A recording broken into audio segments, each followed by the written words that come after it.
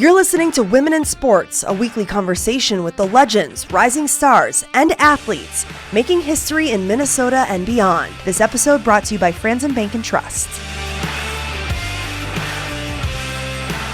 Welcome to the Women in Sports podcast. I'm Marielle Mose, and today we're talking with Rachel Banham. She's a Minnesotan through and through. She played for the Gophers and the Lynx before now going to the Chicago Sky. We caught up with her in Miami, Florida, where she's participating in her first season of Unrivaled with the Lunar Owls. This is your first year in Unrivaled. How is it feeling so far? You have a couple weekends under your belt. Yeah, it's been an adjustment, but it's been a lot of fun. The people are amazing. I'm having so much fun just like meeting new people, but also seeing a lot of familiar faces, of course, from playing them in the league. But it's been a fun experience. 3-on-3 is very different than 5-on-5. So I'd say that's like the biggest adjustment thing is just kind of getting used to that style of basketball.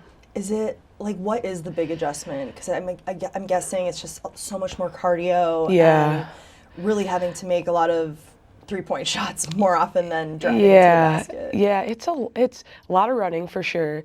It's not as much strategy. I feel like 5-on-5 is a lot more, of course you're playing basketball and you're going to make plays as the same as you would here, but there's a lot more plays and strategy and ways that you're going to defend or try to score. But here it's so much space, like laterally, that you can work with. So it's like a lot of people, it's a lot of ISO, pick and roll, spacing the floor, and there's just a lot of possessions.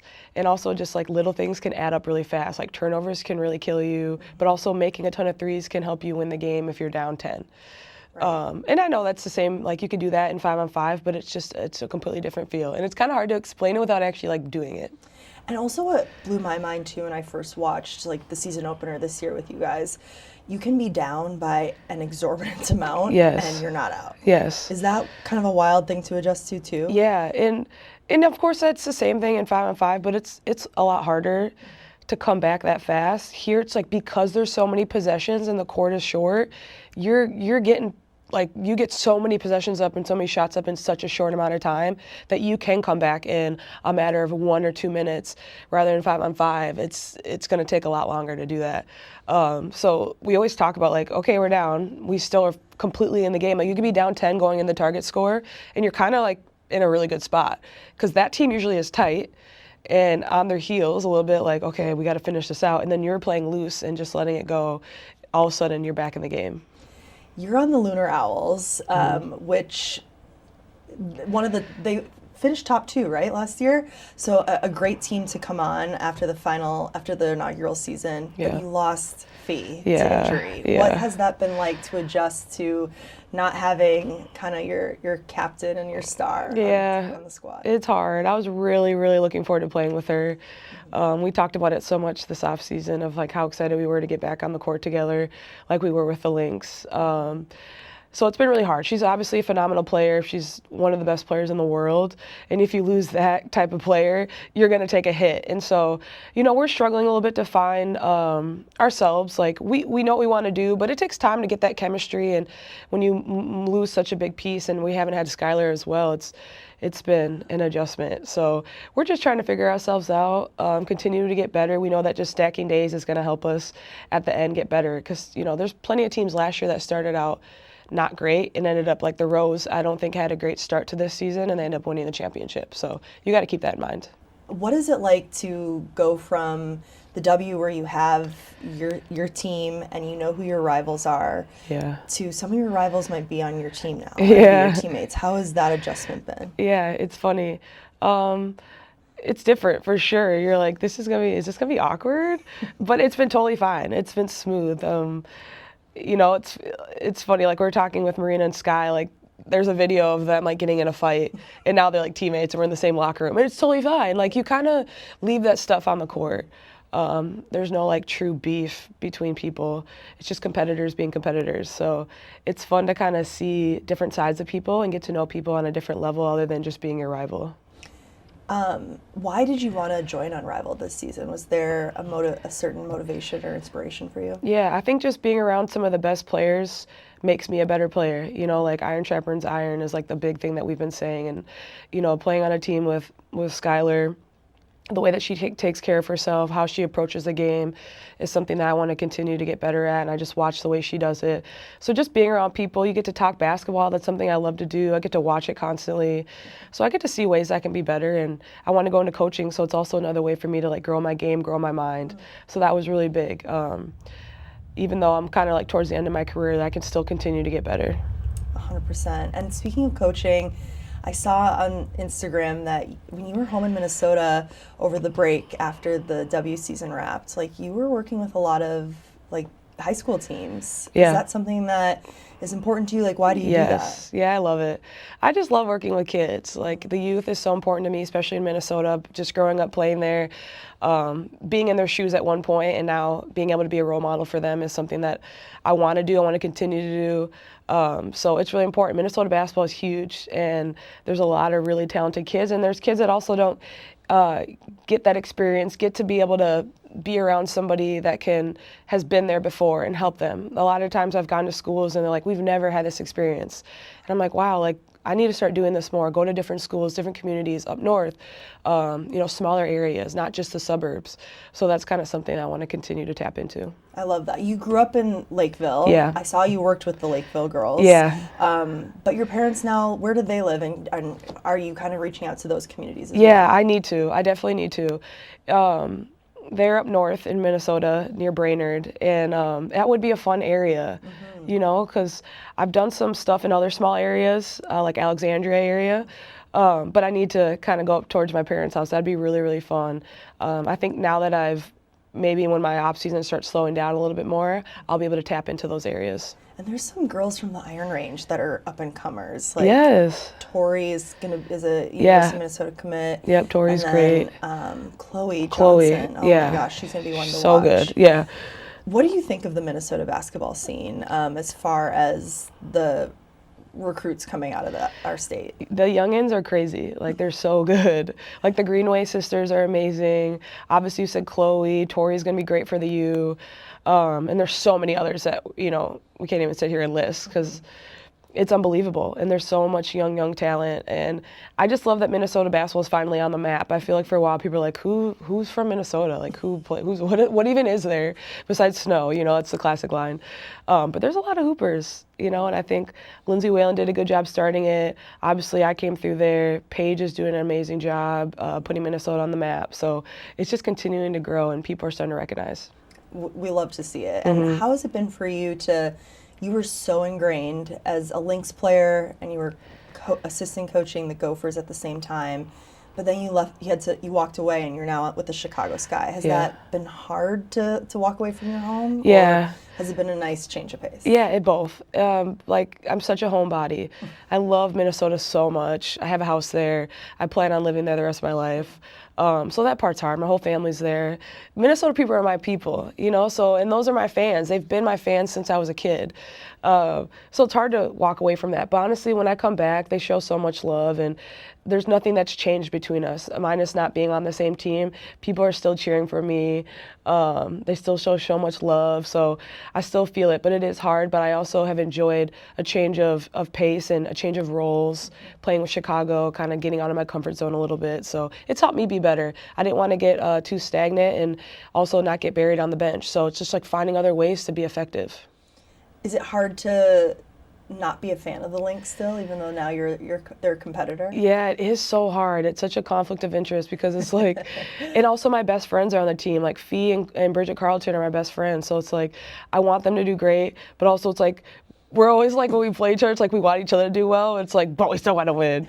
You know what I mean? So it's such like a weird feeling. Obviously, we're on the court, we're competing, and like we're trying to win. So, but we still are always looking out for each other, and we wish each other the best. But it is a weird feeling because I feel like when I retire, I'll be a Lynx season ticket holder. I love it. Yeah. Diehard Lynx. Yeah, I've always been, so I have to. Yeah. In our podcast, we always have a little quick rapid fire. Okay. So, favorite team as a kid? Oh, as a kid, Vikings, Minnesota Vikings. Love it. School. Favorite team now? Minnesota Vikings. I'm a diehard. Like, I'll die with them. School, baby. Like, I can't. I love them so much. No matter how much they break your heart. It doesn't matter. I will always stick by their side. What is your current hype song when you're out here in Miami warming up? Oh gosh, probably Let Her Cook, Glorilla. Let It Cook. It's kind of catchy, I feel like tough. I love that. I love it. And then, what is something that brings you joy outside of basketball? When you're not on the clock, what do you have another hobby we don't know about? Yeah, not really. I love sleeping. Like That's a any hobby. of my friends, anybody here would tell you that. I love a nap. I love a nap. I love good food. I love just watching shows. I'm really chill. I think like because I'm so outgoing and social that like when I actually get home, it's kind of when I recharge myself.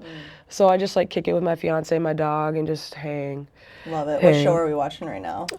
Gosh, we just finished His and Hers on Netflix. Yes. And we just finished Runaway on Netflix too. Good shows. We're into like, well, I'm into murder mystery type stuff, true crime, Love keep that. you on your toes. Yes, yes. Yeah. And then, what's a piece of advice that's always stuck with you that you still kind of call back to? I think like always just like being confident in who you are. Like who I am is good enough. I don't have to be anybody else. I think that's huge, especially for women and girls in sports. Just be you. Be like, for me, I'm just weird and goofy and I don't care. And I don't care what anyone thinks about it. It's fun. I'm gonna have fun and have joy. And I think playing with joy is so, so important. I think most people play better when they're playing with joy, and that's me for sure. So continuing to have fun with it no matter what. I love it. Speaking of being goofy, your Halloween costume Yeah. next level. Thank you. Is that your favorite holiday? Like, why do you go all out for I know. Honestly, Christmas probably is, but Halloween has started to become it because it like started out as a joke. I like dressed as Hagrid one year just for fun, like completely random. I was like dang near by myself doing it. I was with like one other friend. It was like super nerdy. But then I was like, people like loved it, and then I just kept doing it, and I was like, this is actually so fun. And it totally leans into my personality. Yes. So it's like, people are like, that's like so weird. And I'm like, I'm living my best life. So now I just like levels to it.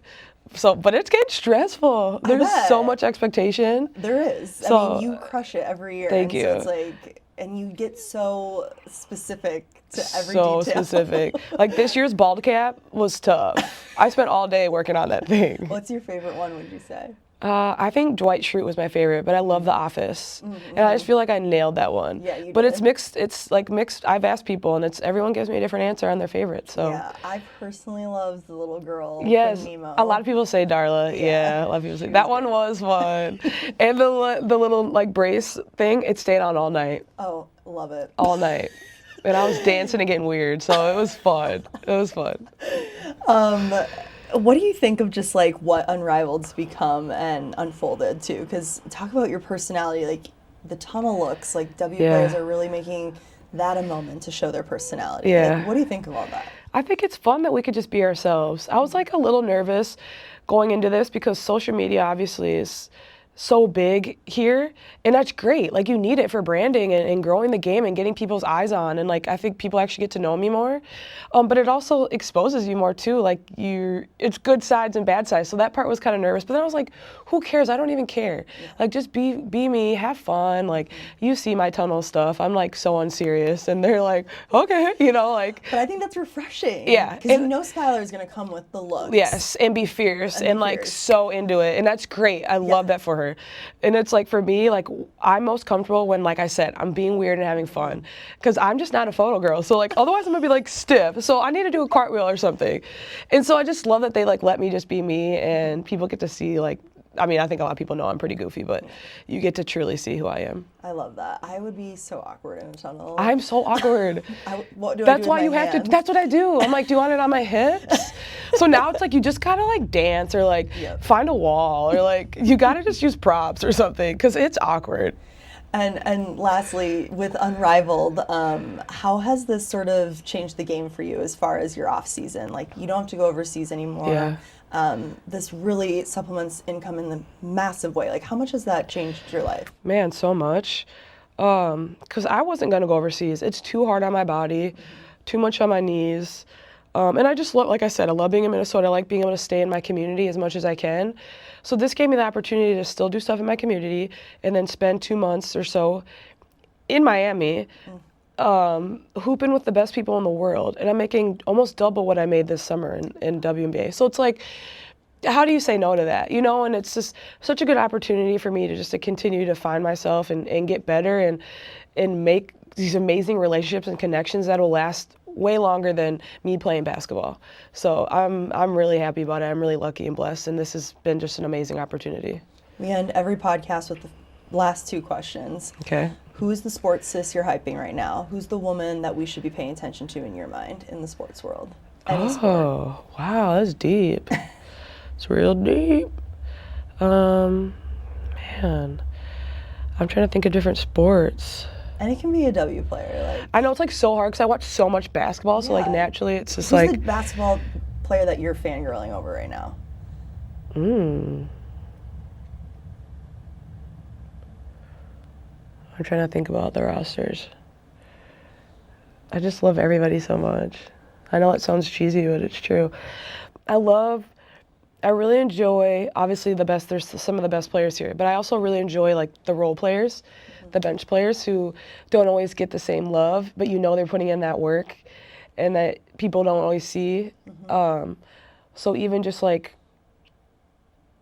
the Kate Martins, the Ari McDonald, who just hasn't been out yet because of injury stuff, but each team, there's going to be 1 or 2 on the end of the bench that you might not see shine, but it's I see behind the scenes all the work they're putting in and just how great of teammates they are, and people don't realize how important that is. So I would say, I know I said Kate Martin and Ari, but there's also the 5th and 6th person on each bench I feel I truly appreciate and people need to keep showing love to. Love that. Mm-hmm. And what's your why? Ooh, for basketball? Yeah, what gets you up? What keeps you going? Man, I love to compete, but honestly, I just really enjoy relationships. Mm-hmm. I'm such a people person. I just really enjoy connecting with people, and this gives me full access to that. Mm-hmm. And I get to play basketball while doing it. So I get to have fun, make connections, laugh, giggle, be weird, and play basketball. There's nothing better. Oh, that's so great. Have you had some Minnesota fans come out here and connect with you at all? I did. I actually ran into a few. First weekend, a couple came up to me. They're like, "Remember us?" They're Lynx fan. They're in Fees jerseys. Oh, and I saw another one last weekend too that came out. And I've had a bunch hit me up and say that they're coming out for, we'll be out there and stuff like that. So Minnesota fans are real. Love it. Yeah. Rachel, thanks so much for your time. Thank you. Awesome. You're welcome. Have a great first Unrivaled season. Thank you. Thank you for listening to Women in Sports, a weekly conversation with your favorite female athletes. Find us wherever you get your podcasts. We'll see you next week.